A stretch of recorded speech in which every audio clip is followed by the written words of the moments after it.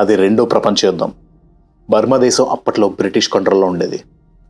కానీ జపాన్ తన సైనిక బలగంతో బర్మా దేశం మొత్తాన్ని ఆక్రమించడం మొదలుపెట్టింది. అప్పుడు ఆక్రమించుకున్నదే ర్యామ్రీ ఐలాండ్. జపాన్ సైనికులు, వీరులు, యోధులు, వీళ్ళని ఎదుర్కోవడం సామాన్యమైన విషయం కాదు. చూడ్డానికి చాలా యావరేజ్గా 5 అడుగుల 3 అంగుళాల పొడవు, 60 కేజీల బరువు ఉండేవారు. అతి కఠినమైన యుద్ధ పరిస్థితులు ఉన్నప్పుడు కూడా చేతికి దొరికిన పావుల్ని, ఎలకల్ని, ఆఖరికి సాలీళ్లను సైతం పొడిచి చంపుకుని తినేసి సర్వైవ్ అయిపోయేంత సాలిడ్ సైన్యం అది. లొంగిపోవడం అనేది వాళ్ళ చరిత్రలోనే లేదు. రెండో ప్రపంచ యుద్ధం మొదలైన కొన్ని నెలల్లోనే ప్రపంచ దేశపు సైన్యాలన్నిటికీ జపాన్ సైన్యం అంటే అది వాళ్ళ రేంజ్. దేవర్ ఇన్విన్సిబుల్. జనవరి 1945 జపాన్ కంట్రోల్లో ఉన్న ఆ ర్యామ్రీ ఐలాండ్ని తిరిగి చేజిక్కించుకోవాలనుకున్నారు బ్రిటిష్ వాళ్ళు. దానికోసం ఒక సాలిడ్ స్కెచ్ చేశారు. 6000 మంది సైన్యాన్ని తీసుకుని ఆ ఐలాండ్ మీద అటాక్ చేయడం మొదలుపెట్టారు. వస్తూ వాళ్ళతో పాటు ఆధునికమైన ఆయుధాలను తెచ్చుకున్నారు. 50 కిలోమీటర్ల దూరంలో ఉన్న టార్గెట్ని సైతం ధ్వంసం చేయగలిగే అటువంటి ఆయుధాల సహాయంతో ముందు ఆ ఐలాండ్ మొత్తం బాంబులు విదిలించి ఆల్మోస్ట్ అక్కడున్న ప్రజలందరినీ చంపేశారు. పైనుండి విమానాల ద్వారా కంట్రోల్ చేస్తూ ఆ ద్వీపాన్ని ఆల్మోస్ట్ తమ కంట్రోల్లోకి తీసేసుకున్నారు. ఆ తర్వాత యుద్ధ విమానాలని ఒడ్డుకు దింపుకొని సైనిక బలగాలకి తుపాకులు ఇచ్చి ఐలాండ్ మీదకు వదిలేరు. వాళ్ళు తీసుకొచ్చిన ట్యాంకులతో, ఆయుధాలతో యుద్ధం చేశాక జపాన్ సైన్యం క్రమక్రమంగా బలహీనపడడం మొదలైంది. జపాన్ సైన్యంలో ఇప్పుడు మిగిలి ఉన్నది కేవలం 900 మంది. ఒక్క దిక్కున దిగిన బ్రిటిష్ దళాలు నెమ్మదిగా ద్వీపం మొత్తాన్ని చుట్టుముట్టాలనే ప్రయత్నం మొదలుపెట్టింది.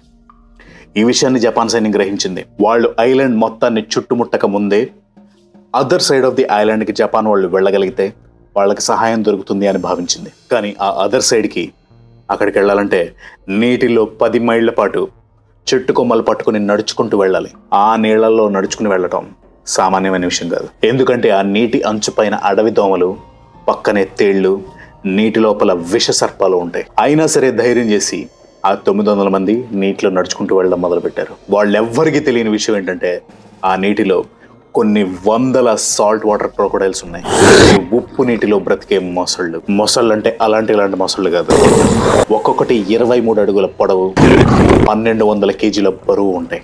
వాటి దగ్గరికి వచ్చిన కోతుల్ని, పక్షుల్ని, తాబేళ్లని, ఇంకా రకరకాల జంతువుల్ని, ఆఖరికి సొర చేపల్ని సైతం ఒకే ఒక్క గుటకలో కొరుక్కుని తినేస్తాయి. పాములు వాటికి పకోడీలతో సమానం, మనుషులంటే వాటికి మిరపకాయ బజ్జీలతో సమానం. ఈ విషయం ఆల్రెడీ బ్రిటిష్ వాళ్ళ సైన్యానికి తెలుసు కాబట్టే ఆ నీటిలో జపాన్ సైన్యాన్ని ఫాలో అవ్వలేదు. అందుకే వాళ్ళందరూ ఆ పెరిమీటర్ చుట్టూ కాపలా కాస్తూ కూర్చున్నారు, ఏం జరుగుతుందో చూద్దామని.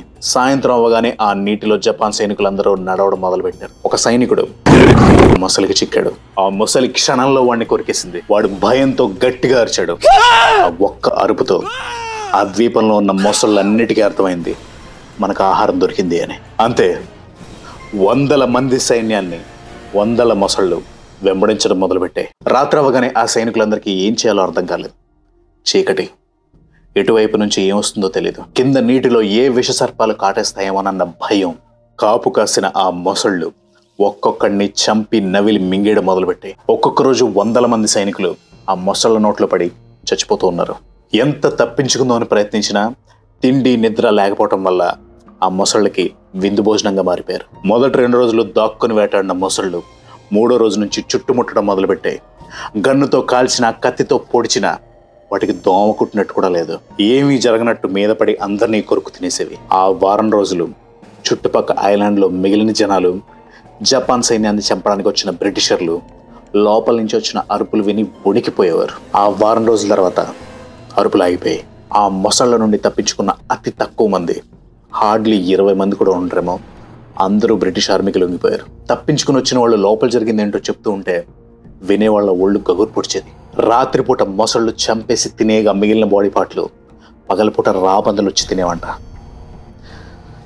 చరిత్రలో ఎప్పటికీ మర్చిపోలేని అతి భయంకరమైన, దారుణమైన దుర్ఘటన ఇది. 1960 ఆ ప్రాంతం వచ్చేసరికి అక్కడున్న మొసళ్ళని చాలా మంది ప్లాన్ చేసి చంపేశారు. ఇప్పుడు కొన్ని 10 సంఖ్యలో మాత్రమే ఉన్నాయి.